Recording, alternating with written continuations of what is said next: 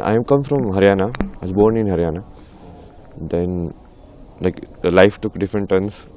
So I went to like IIT to study. Then changed the path from engineering to arts. And that also didn't work. Then changed again.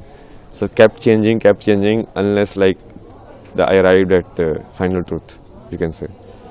Then after that, I started exploring. Okay, so what is it like? It makes it.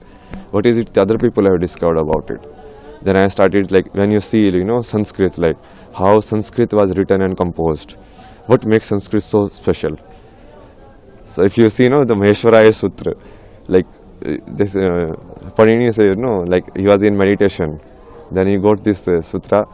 It's like the Damru of Shiva, like Shiva gave him this, which is the base of the Sanskrit language. Then how it is composed, like with respect to grammar. So all of this knowledge, like it should be combined.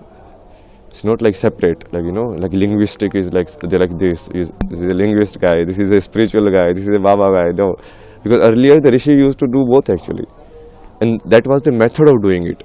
Like if you study Ramanujan, like his math equation come from like Devi only. The same with me only. Like I only do Bhakti of Shiva.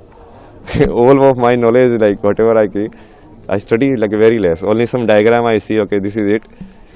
Then I understand it. Like Mahadev tells me, okay, like this is how it works. So that is the real way of doing it. You can say like the quest for the answer, quest for the knowledge. It took different forms in outside. Like initially you are searching for the like meaning of life to do what is like substantial in life, but then you shift. Then it was like then you are going through like mental health problem. Then the question was like how mind works.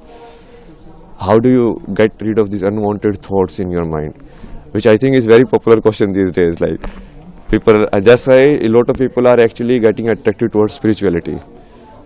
Not towards like getting moksha, but towards like, okay, how do I actually calm my mind and reduce my anxiety and all of that, which is fine also. But then you have to connect it to the root also. Like what is the base of it? Why so many techniques and meditation techniques are there?